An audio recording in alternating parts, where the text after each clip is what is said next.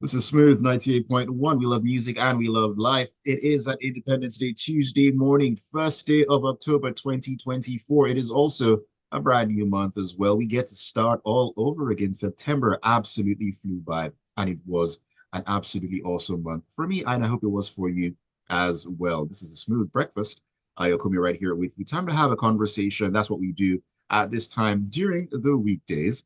This is Lagos Talks, where we get to talk about anything and, of course, everything as well. Today will be no different, although it will be different in some respect. It's all about Independence Day today. I mean, that's what is on everybody's minds, everybody's lips, and everybody's thoughts as well.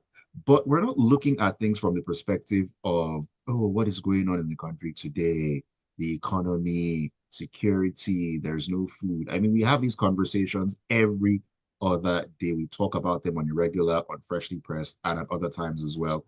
So we're exploring something a bit different, but still having to do with Nigeria's independence and, of course, Nigeria's present as well. We're looking at the colonial legacy and how historical trauma actually shapes national identity. Yes, when I said it would be different, that is exactly what I meant. And the thing is, the beautiful thing about this is when we talk about Independence Day, when we think about Independence Day, we often find ourselves reflecting on how far we've come as a nation. But of course, like I said, it's a different angle today. 64 years we've been independent, but there's this lingering sense that as a nation, we actually haven't completely shaken off the effects of colonization. So we're talking about, a level of low self-esteem on a national level. Now, an identity shaped by years of subjugation. So to help us unpack this and, of course, help us better understand what is going on, joining me this morning is Dr. Aishat Adaviruku Usman. She is the founder of Master Coach Hub Limited. Very good morning to you, Dr. Aishat. Good to have you, or great to have you, I should say, on Lagos Talks. Good morning. Good morning, Nigerians. Happy Independence Day celebrations. Oh, most definitely. And happy Independence Day celebrations to you as well. I mean, you're home enjoying the holiday. Some people cannot enjoy the holiday at home. I will not mention any names, but hey, it's great to have you on the show this morning.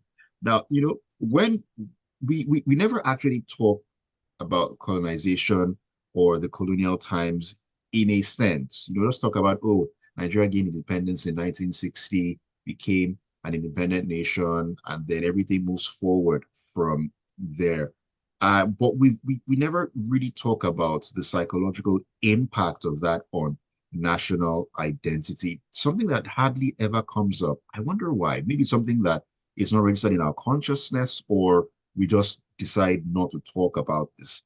When we talk about colonialism, it was more than just political and economic domination. It deeply affected the psyche of the nations that were colonized. Now, in Nigeria's case, the British imposed their values, their culture, their language, often demeaning our local customs and our traditions as well. Now, this inevitably led to a form of cultural inferiority. Now, do you think this sense of inferiority is still lingering even after decades of independence? And what are some of the, from your perspective and your experience, some of the common psychological effects of colonization that still persist long after a country actually gains independence?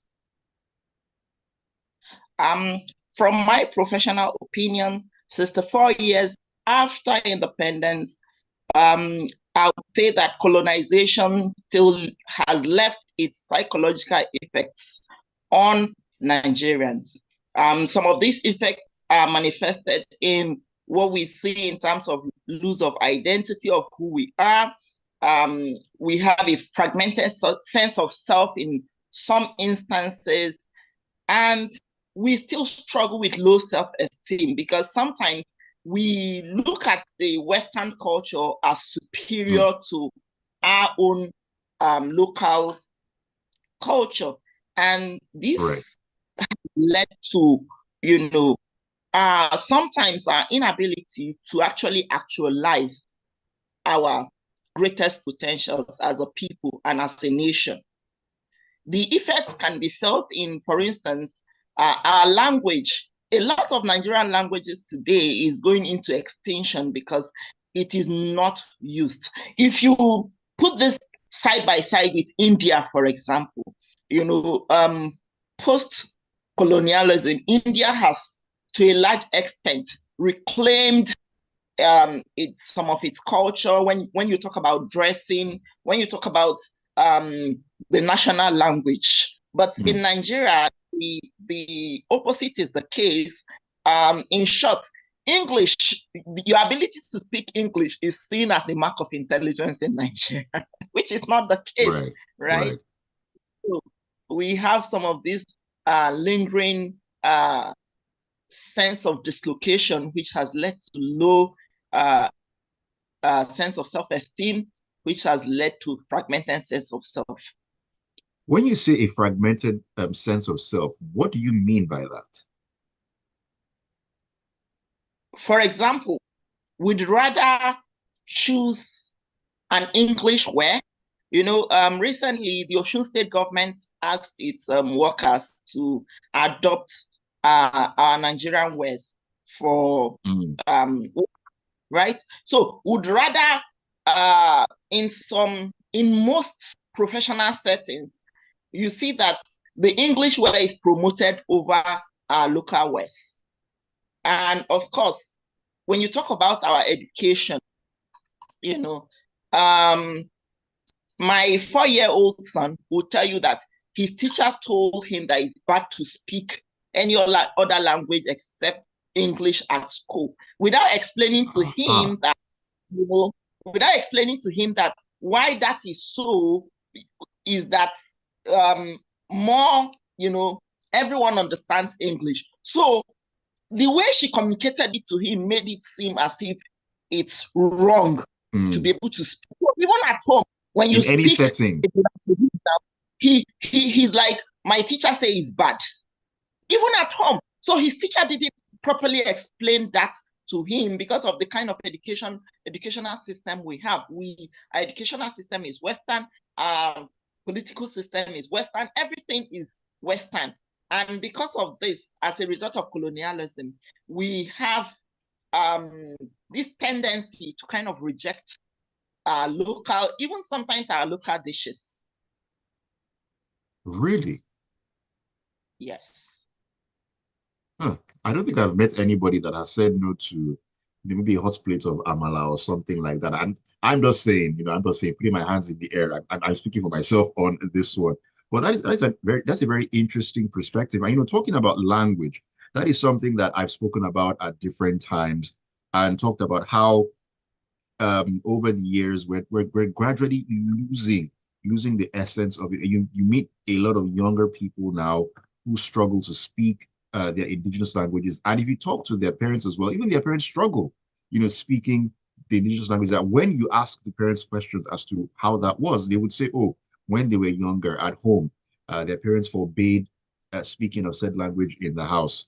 It was all about speaking proper English, and they hardly ever spoke to them in those languages. So, I mean, automatically, in a home where those languages are not spoken to the children, there is no Jupiter in the solar system that would enable them to be able to understand, which in itself is a problem. So once the parents do not understand, the kids are not going to understand. So that is another line within that lineage, not being able to speak said language. And it's a common thing. Some people are even proud of the fact that they don't or they can't speak their indigenous languages. They feel, oh, you need to be able to speak Queen's English. It is Queen's English or it is nothing. If you can't speak English properly, you're not an intelligent person, and so on and so forth. We've seen so many things, and I'm also allow you to get more thoughts in, but we need to take a quick break.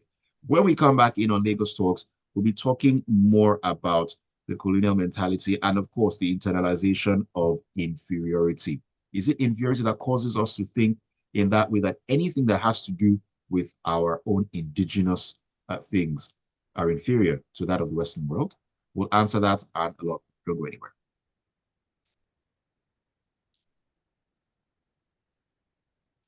Quick break and we'll get back in. But true story, I mean, seeing people who say that they're proud that, oh, their children don't speak the language and all that, it doesn't sit well with me. It doesn't sit well with me. And I ask myself the question, what exactly is there to be proud about in the fact that you don't speak the language and your parents don't speak the language as well, or your kids will not speak the language as well? It's strange. If you look at India, for example, they are proud of their language, and they've been able to kind of blend that in, even with, language, English as a national language. So why can't we do that?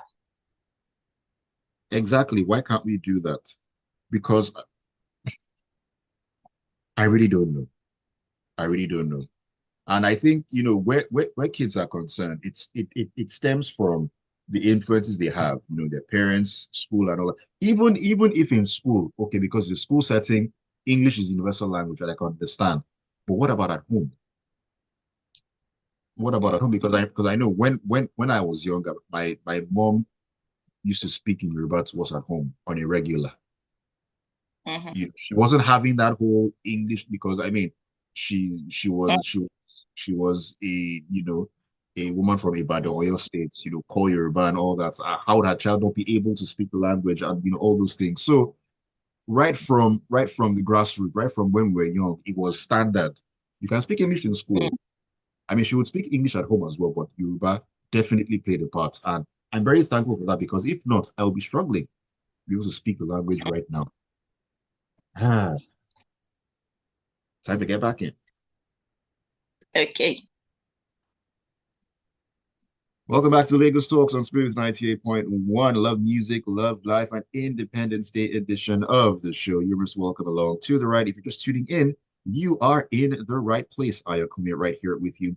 Alongside me is my very special guest this morning, Dr. Aishat Adaviruku Usman, the founder of MasterCoachHub Limited. And we're talking about the colonial legacy and how historical trauma tends to shape national identity. Join us on the conversation this morning.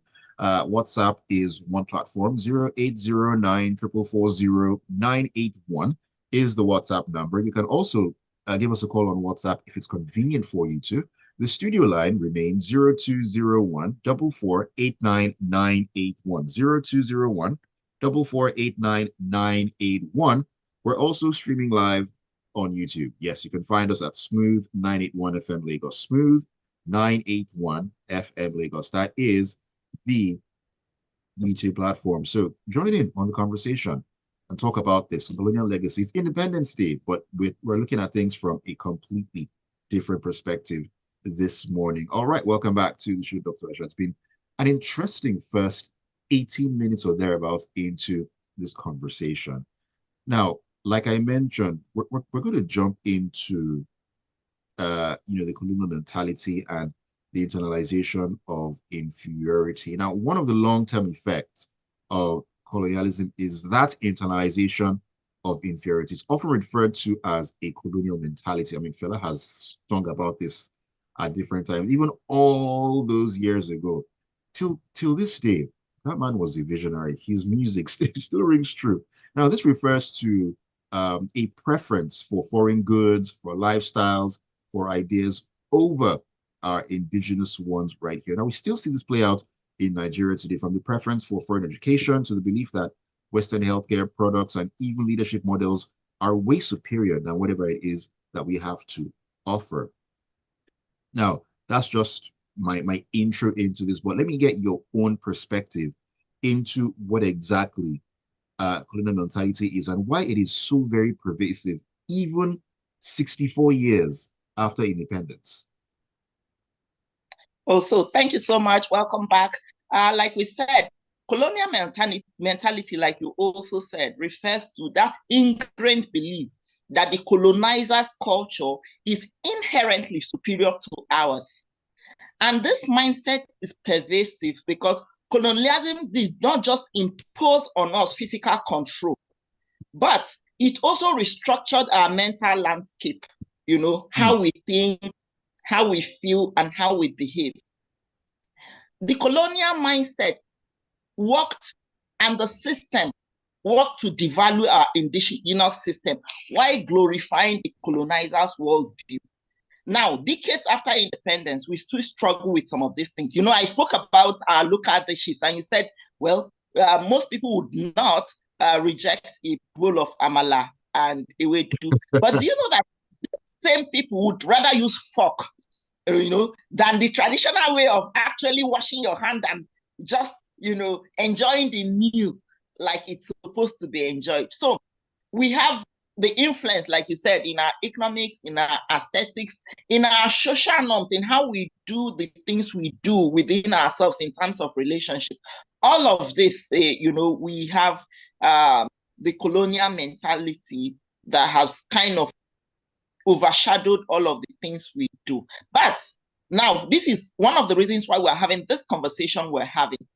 Is there a way as a people that we can begin to evaluate how this is affecting our growth as a people and how we can overcome some of this pervasive mentality, colonial mentality, to actually use to flip it so we can begin to own our identity as a people and use this to reach our full potentials as a people and as a nation.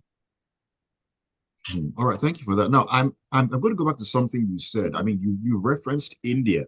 They were also colonized by the British, fought for their independence as well, and they've also been able to a large degree to reclaim what was theirs in terms of their fashion, in terms of their language, and so on and so forth. Yes, of course, we have a lot of Indians outside the country, in Western countries, in Western countries, and so and all that, for different reasons. But I mean, going to India, you probably won't see as many suits as opposed to saris and their traditional wears and all that. I mean, how exactly were they able, should I say, to reclaim themselves? It must have been a very difficult thing to do. Or is it that they somehow didn't allow all the Western culture, all the colonial culture, to actually seep into them at that time? Okay, so one of the greatest players when it comes to change is leadership. If you look at the leadership in India, you see that Gandhi played a key role in reclaiming their strength as a people, right? And other leaders that came after him ensured that they kept up the vision. If you look at Singapore, if you look at Japan, all of those places, you see that their leadership played a key role. And while not discarding their culture, they were able to also leverage on, technological advancement and science to grow their economy, to ensure that their GDP is growing. So how can we as a nation, while embracing the parts of our culture that can grow us as a people, also leverage science and technology to grow? So it's not, when we talk about colonial mentality, yes, we can reclaim some parts of our culture. And one of the key to doing that is through visionary leadership. Visionary leadership would ensure that the citizenry is carried along in terms of national consciousness and reclaiming the parts of our culture that enhances the value we bring to the table, to both on a national and global level.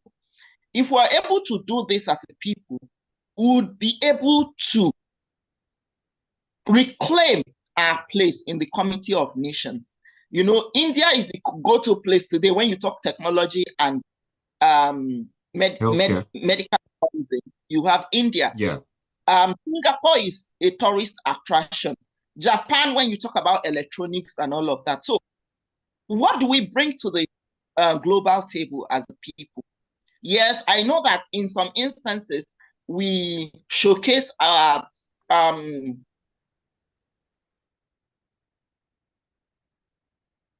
brilliance, perhaps, or ability, or something along those lines.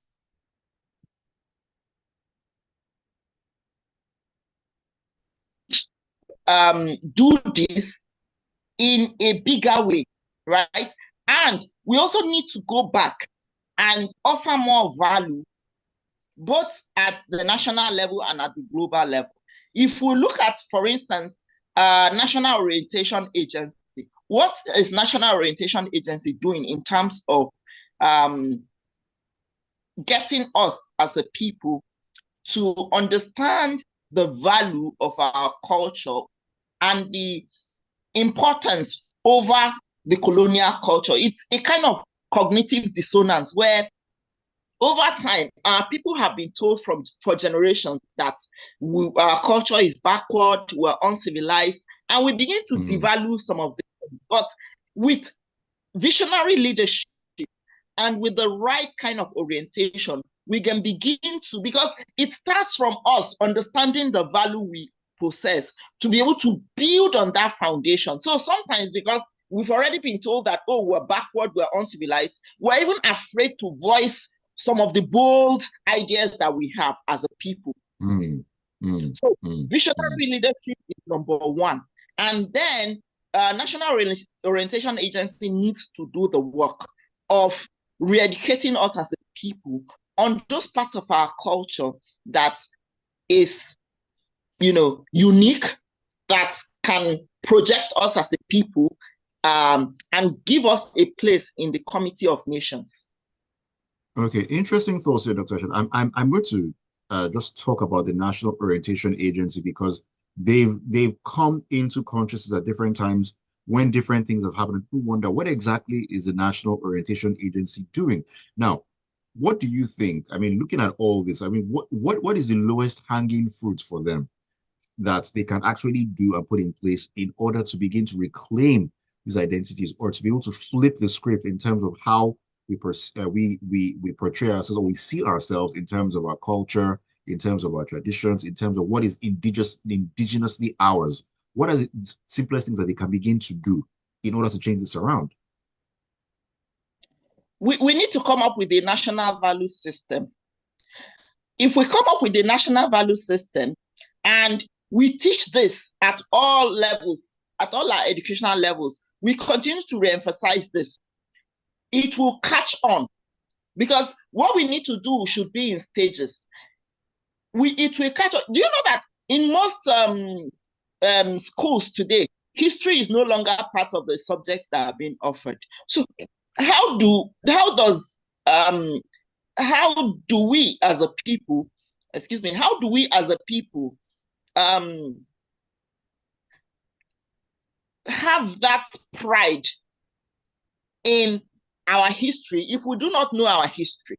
And of course, in some parts of history that were being offered in the past, there was a dissonance with who we actually are and what was being taught. So the government needs to, with the support of National Orientation Agency and Ministry of Education, we need to have a synergy whereby we come up with a curriculum that teaches our people, our young people, who we are, our values of honesty, our values of hard work, our values of being industrious, our values of mutual respect. These are some of the values that National Orientation Agency needs to come up with programs that teach our young people. This will check corruption, right? This will check the Gen Z culture of lack of work, which has led to Yahoo and other forms of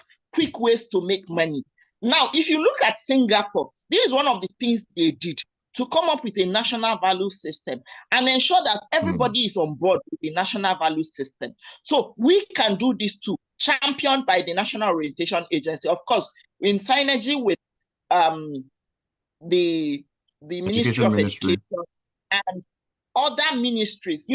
Sometimes one of the reasons why we are not, I think, as a people getting ahead is some of these ministries, they are working in silos when they are supposed to be working in synergy, right? If we look at the Ministry of Youth, for example, what kind of programs do they do in collaboration with, let's say, Ministry of Education and, let's say, Ministry of Agric, because agriculture was one of the major, as at the time the naira was stronger than the dollar, agriculture was one of the major revenue earner for Nigeria. So how can we go back to these days as a nation? The government, the government really needs to look at this. What do they discuss when they go for their, their own strategic meetings as a government, as a cabinet? When the cabinet meets, they need to synergize and say, okay, this ministry needs to work on this. For example, the NYSC, why can't we turn it into a platform where youth are actually sent to farms? You have farming settlements where in these settlements, we actually have youth who go to the field, right? They go into the field. You are boosting production. You go into the field, do what you need to do. You are kitted. It could be bee farming, it could be poultry, it could be anything. But we need synergy between these different ministries to actually bring this to the fore. We have people who go through NYSC, and some of them don't even go to their place of primary assignment all through their service year. This is a waste of our country's resources, for crying out loud. When we can channel, and these are youths that have the energy to actually contribute to earning money for the country. So why can't we channel this energy rightly? Because now you have a youth who went to NYSC, and throughout his service year, he didn't do anything. He was earning money. When he comes out, he's looking for Yahoo ways to make more money. Can you hear me? Yeah, I can hear you. So we need synergy. The cabinet, the government cabinet, during their Wednesday meetings, can look at ways to actually, do this, rather than just not look at ways to ensure that as a people we reclaim our culture. Farming is our pride. We reclaim our culture and use this to grow our revenue, and use this to put ourselves on the Committee of Nations in a place of pride. A place of pride is definitely where we need to be. And of course, these are the sort of questions we need to be asking ourselves 64 years after. Things haven't actually panned out the way we want them to, but you need to begin to ask yourselves, okay, we are here. Okay, we understand that. How do we turn things around? Those are the questions that need to be asked. And we'll talk about that and a lot more on the other side. Quick break right here on Lagos Talks on Smooth 98.1. Don't go anywhere.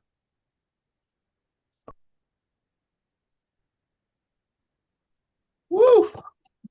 Slow and steady. We're moving. Yes, well done. Thank you. Thank you. Let me get water. Okay.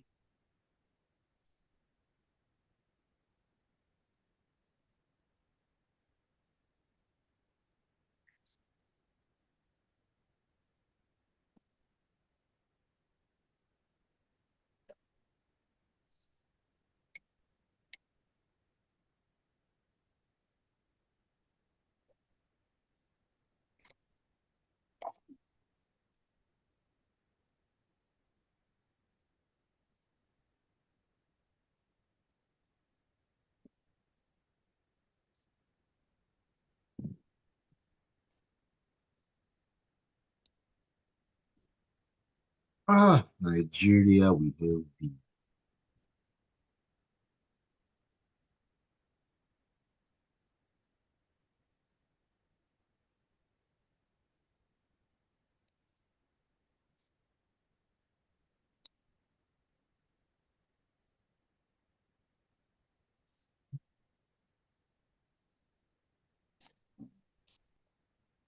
Right. We're back in. We're ready.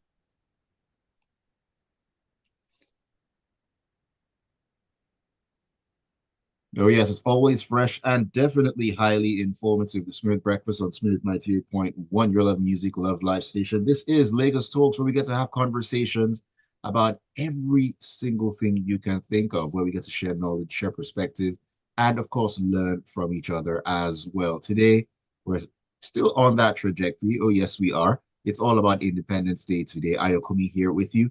We're talking about the colonial legacy and how historical trauma shapes national identity. I've been having quite an interesting one here. My thinking cap is definitely on as my special guest, Dr. Aishat Adaviruku Usman, the founder of MasterCoachHub Limited, has been sharing some knowledge and perspective as well this morning. You can also join in the conversation. Send your messages in on WhatsApp 0809 440 You can call on that number as well. You can also call the studio line, which is 0201 4489981. 0201 4489981. We're also streaming on YouTube at Smooth 981 FM Lagos. All right, Dr. Aisha, welcome back to the show. I mean, before I even jump into our next line of discussion this morning, while you're talking about values for that break, I remember an incident that happened to me yesterday afternoon on my way home. So I stopped to buy fuel at a fuel station close to home. It was a big fuel station, so they had a lot of pumps. So there were a lot of lines at the different pumps, and there were two vehicles in front of me. So there were two pumps on the side I was on. So one car will be in front and one car will be at the pump behind. So there was a car buying at pump number two, the one behind, and then the car in front of me was being beckoned by the attendants at the pump in front. Okay, just pull out of pull out from the back of that car, come to the front. While she was still talking to that car in front of me, I just saw in the rearview mirror a car from behind just pulled out and zoomed to the front, where that pump was. And everybody was just looking at what exactly is wrong with this guy. Even the attendant at the pump said she wasn't going to sell to him, and he became all aggressive and insultive and everything. And everyone was telling him that, guy, what you did not make any sense. I mean, she was just telling this car to come for because he was next to buy. What exactly is your hurry? And when I also got that, I was telling because he was all trying to justify what he did, and I told him that that's bad behavior. That's exactly the sort of thing we're talking about. When he was just still trying to justify what he did, and it just goes to this lack of value systems that we have. Yes, you're in a hurry to go, but there was somebody else who was next in line. I just wonder, why do we do these sort of things to ourselves? This bad behavior that some people tend to have out there, very unsavory. But I mean, we find ourselves in that situation where values are something that we don't value anymore, unfortunately. All right, rants done. Back into the conversation. Let's talk about generational trauma.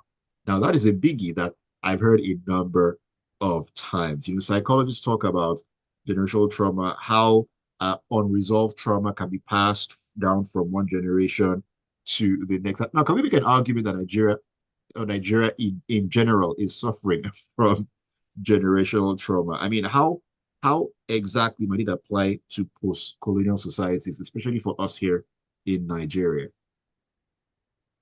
Okay, so when we talk about generational trauma, it occurs when the pain and the psychological effects of colonialism is passed down from one generation to the next.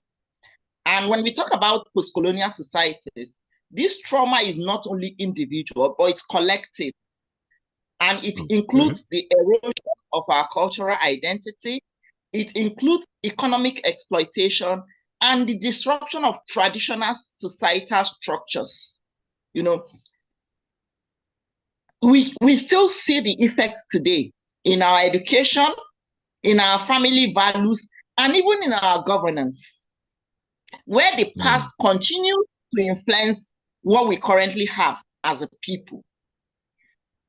So we see this also in how we consume foreign goods, in how we think that foreign lifestyle is the best compared to our local lifestyle. Like, for instance, using amala as an example again, people would rather eat with fork and spoon rather than just, wash their hands and eat. And then we as a people can do something about this, right? because it gives us a feeling of disempowerment. But once that's why we have forums like this, where we suddenly have explanations for some of the reasons why we're going through some of the things we're going through. And because knowledge is power, but knowledge is only powerful when you're able to take action of it, on it.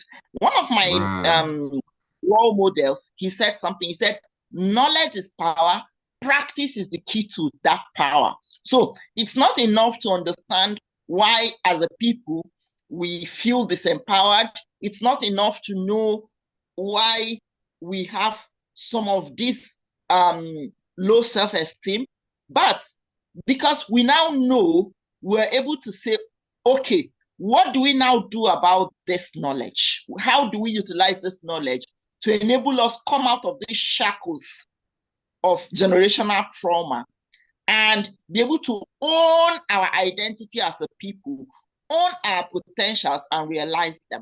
So this is what it's about. Reforming our educational system is something we must all do. Of course, championed by the government. But we have an educational system where we're not producing, we're only consuming. Why can't universities come up with projects that enable them to be self-funding? Why can't universities come up with projects that enable them produce the power they consume, produce some of the things they need? They're still fighting with us. Why just do theories in classes? We Africans, we Nigerians, we are known to be highly productive. So where has this gone to? Why do we now just espouse theories in classes without thinking of what to produce out of those theories? If those theories are actually worth the time and effort we spend to study them. So it's not only about looking at, the educational system in terms of what the colonial legacy is, but how can we use this? It's about being proactive, right? It's about adapting what we have to what we actually do as a people. As a people, in the past, we have a household which is funding. The household will feed itself. The household will go to the farm as a unit. Everybody has their own that they must cultivate. And the women would go to the market to sell off this food stuff. So why is it that today we just go into the classroom and then we come out? It's like we pass through education. Education doesn't pass through us. You have graduates who are not, looking at ideas for how to be productive. They are rather looking for how to sit in offices with ACs. But as a people, we're saying, why can't we adapt who we are as a people? Because we have allowed the colonial mentality to say that, oh, this thing is local. It is not befitting of somebody who is modern, right? So, but modernity is more about being productive, like we currently know today. It's about GDP. It's about what are you producing. It's not about, so we can actually adapt what we have to modern standards as a people. We can continue to be productive. We can adopt some of these modern standards to continue to be productive, not totally make away with what we have in trying to be modern.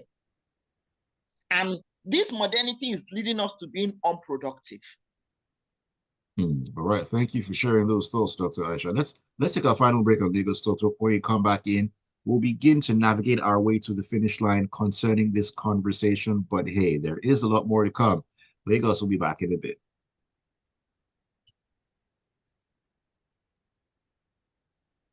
The time has just flown. It's 9:45 already. Yes, and I'm enjoying the conversation. I'm glad you are. Yeah.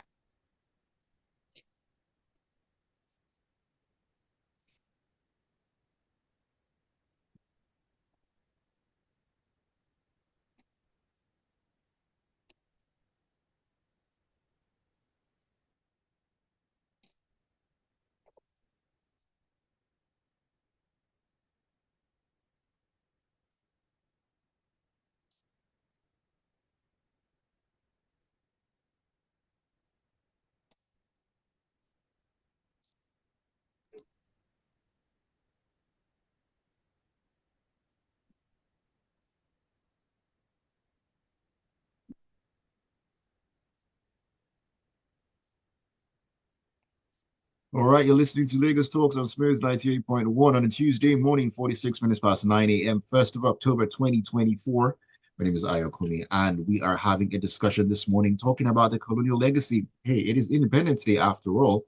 We're taking a look at how historical trauma shapes national identity. National identity, do we still have it? Or has it blown away with the wind? Dr. Aishat Adaviruku Usman is my guest this morning. She is giving us some insight into all of this and how we can flip the script and channel our indigenous abilities, our indigenous, positives, culture, everything to work to our advantage. It's not all about, hey, what the Western world says. It's not all about the Western world being better than what we have in, some respect. We need to also value what it is that we are known for and make the absolute best of it. Welcome back, Dr. Aishat. And you mentioned education earlier on, and it's part of the things that are shaping the mindset or reshaping the mindset. It's very, very westernized in its approach, and uh, you know, for years and years and years, uh, it always highlights, or it usually highlights the positive side and the achievements of the British system and all that, while downplaying or even ignoring African history or contributions ourselves. I mean, what changes would need to be made in order to change that?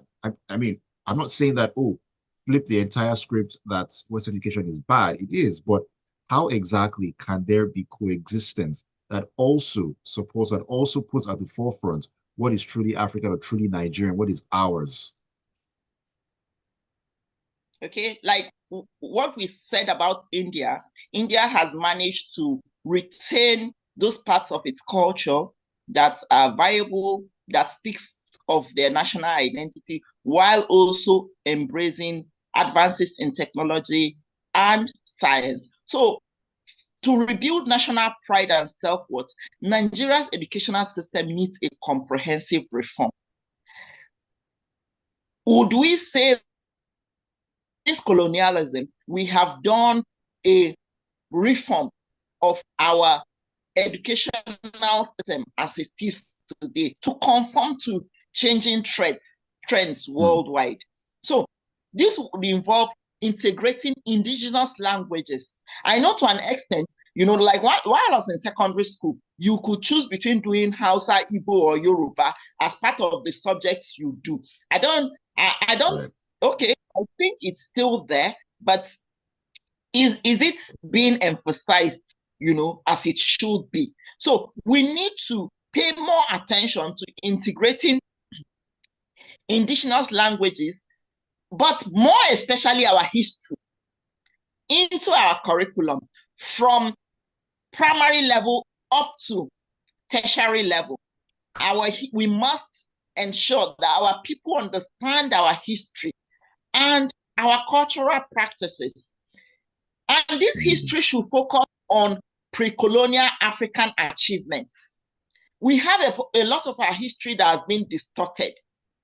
We need to focus on our African achievements as a people, our Nigerian achievements as a people, as well as the resilience and resistance of Nigerians during colonization. Like my first degree was in English literature, and we did we had series of subjects with regards to African colonization and all of that. So that's why Okay. I'm able to understand the resilience of our people and the resistance of colonialism that happened during that time. But some average Nigerians don't even understand this. So Nigerians need to understand what happened to us, the generational trauma that is being passed down from generation to generation as a result of colonization, and what we can do about it as a people in our own individual spaces and as a collective. Using education is a huge platform which can help us, with decolonizing our mindsets and our tastes, Hmm. how we approach work and how we approach our families. how we approach nurturing our families. Education can play a big role in this. Our education should also emphasize critical thinking, innovation, and self-reliance. What do we have as a people, and how can we use this to create, what we need in terms of technology, in terms of science, in terms of arts and entertainment? What do we have, and what can we do on both national and a global scale to move this country forward? And it is the collective responsibility of everyone. Of course, we also require visionary leadership. And we also require that all ministries and agencies that are supposed to do the work of ensuring that we understand our value system as a people and create platforms to enable the youths do what they need to do to realize their full potentials, are fully on board to do this.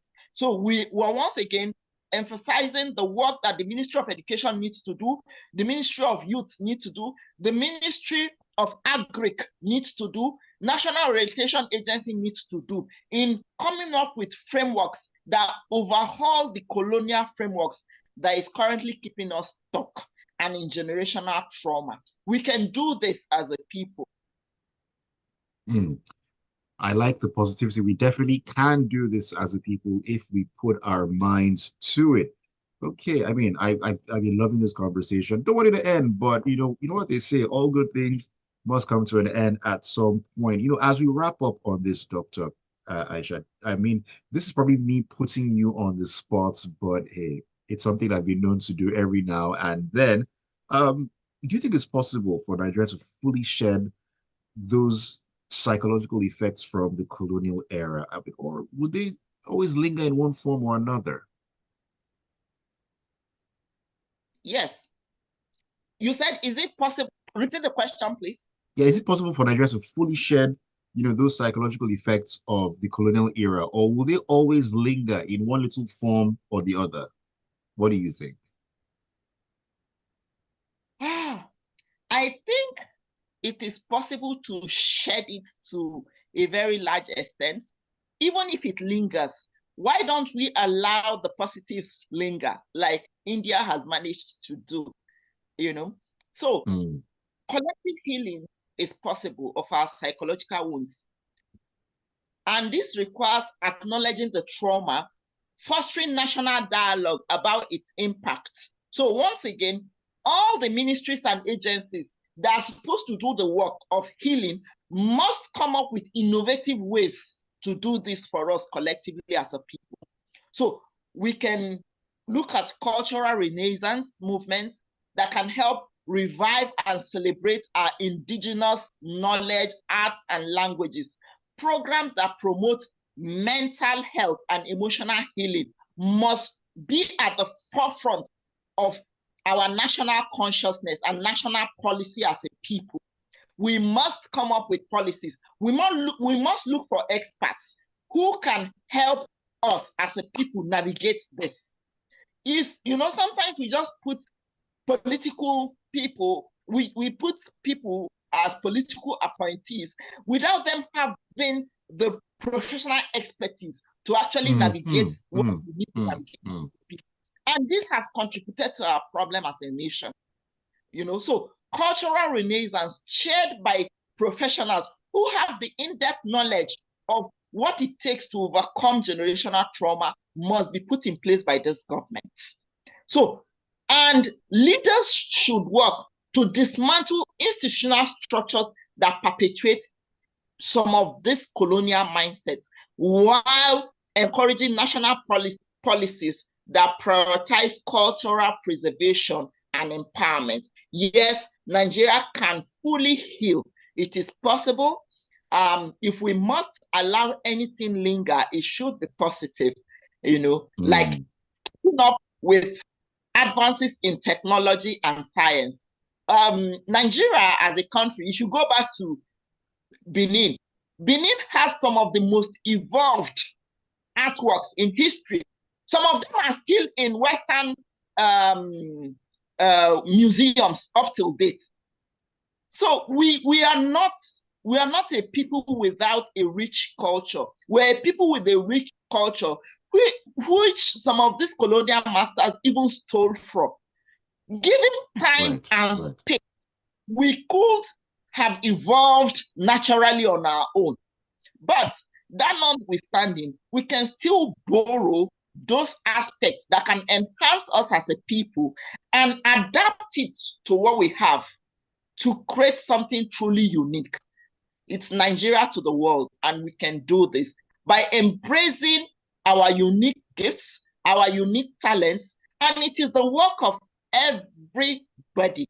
Yes, visionary leadership plays a key role in this, but once there is any program, any activity that calls on us as a people to showcase what we have, we must heed to that call to contribute to the collective healing we need to do, the individual healing we need to do, and contributing to national development.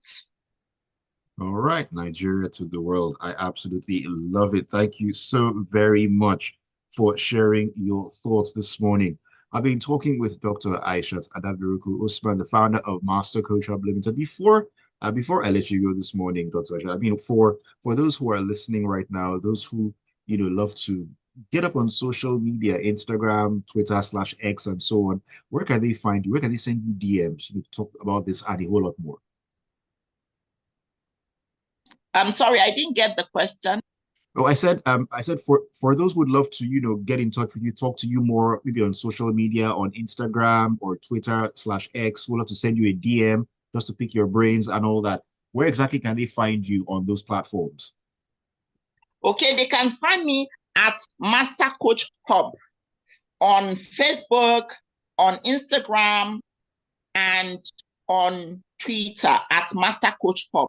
They can also find me at Aishat Adaviruku. So those are the two platforms, the two links I use at Master Coach Hub. Master Coach Hub is MasterCoachHub